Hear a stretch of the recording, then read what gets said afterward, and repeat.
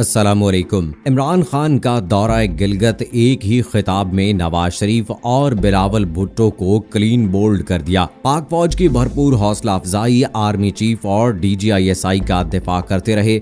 अयाज सादिक को मुतनाज़िया बयान देने पर आड़े हाथों ले लिया। अयाज सादिक हाथ मलते रह गए। मुस्लिम लीग नून और शरीफ खानदान का कच्चा चट्टा खोल दिया। हमारे मुल्क में मीर जाफर और मीर सादक की कमी थी कि अब अयाज सादिक भी आ गए। वजीर आजम का तंज, जब तक वजीर आजम रहूंगा 1 नवंबर का दिन गिलगित बल्तिस्तान वालों के साथ गुजारूंगा। वजीर आजम के खिताब से गिलगित बल्तिस्तान में तहरीक इंसाफ के झंडे लग गए। जीत का इम्कान मजीद वाजे हो गया। दोस्तों, आज हम इसी मौजू पर बात करेंगे, लेकिन वीडियो में आगे बढ़ने से पहले आपसे गुजारिश है कि अगर आपने अभी तक हमारा चैनल अपनी दुनिया टीवी सब्सक्राइब नहीं किया है तो अभी सब्सक्राइब करें। साथ में बेल आइकॉन को जरूर प्रेस करें ताकि लेटेस्ट अपलोड होने वाली हमारी वीडियोस का नोटिफिकेशन आपको बर वक्त मिलता रहे। वीडियो को लाइक करें, शेयर करें अपने दोस्तों के साथ और कमेंट बॉक्स में अपनी राय का इजहार जरूर करें।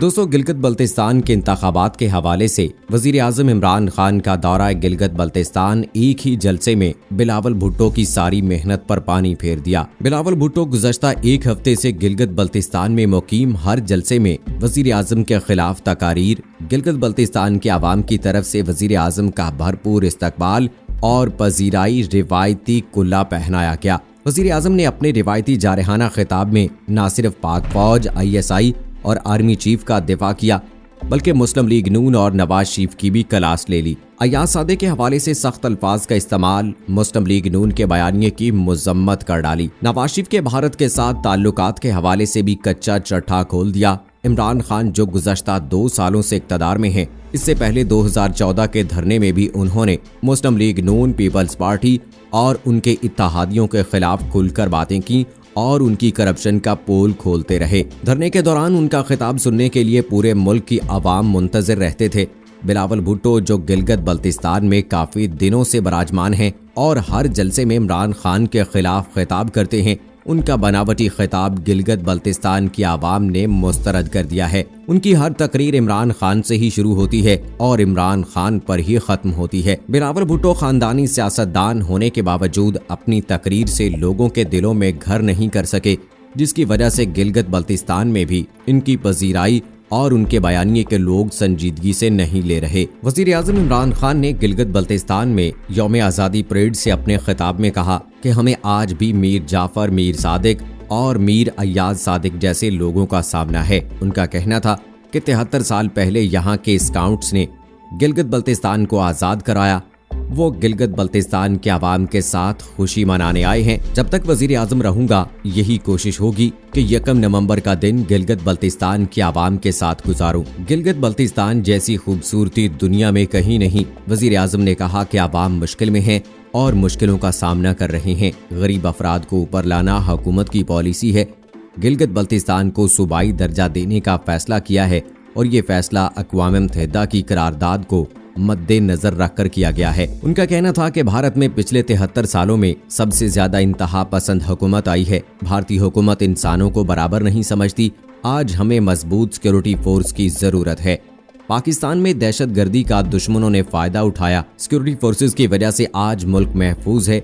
भारत ने शिया सुन्नी उलमा के कत्ल का मंसूबा बनाया था। सिक्योरिटी फोर्सेज ने इंतशार फैलाने के मंसूबे पाश किए। अपोजिशन को तनकीद का निशाना बनाते हुए वजीर आजम ने कहा कि जब मैं वजीर आजम बना तो पहले खिताब में ही कहा था कि इन लोगों ने 30 साल मुल्क को लूटा और ये पैसा बैरून मुल्क ले गए, ये हमारे खिलाफ इकट्ठे होंगे। दूसरी बात, ये जिस चीज में पाकिस्तान का फायदा है उस चीज में उनका नुकसान है। ये चाहते हैं मुझे ब्लैकमेल करें और मैं उन्हें NRO दे दूं। ये मुझे ब्लैकमेल करने की जितनी भी कोशिश करें, मैं इनको NRO नहीं दूंगा। मेरे खिलाफ नाकाम हुए तो उन्होंने अपनी बंदूकों का रुख मुल्की इदारों की तरफ कर दिया।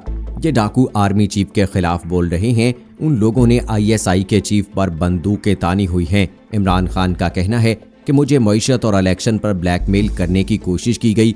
मैंने कहा धांधली हुई है तो इलेक्शन खोल दो, तो ये भाग गए। कानून की बालादस्ती में पाकिस्तान का फायदा है, लेकिन उनका फायदा पाकिस्तान के मफाद में नहीं। आज भी हमें मीर जाफर, मीर सादिक और मीर अयाज सादिक जैसे लोगों का सामना है। ये चाहते हैं कि मैं उनको माफ कर दूं, लेकिन कभी डाकुओं को माफ नहीं करेंगे। उनके हक में अदालती फैसला आता है तो ठीक होता है, लेकिन फैसला उनके खिलाफ आता है तो अदलिया को हदफ बनाते हैं।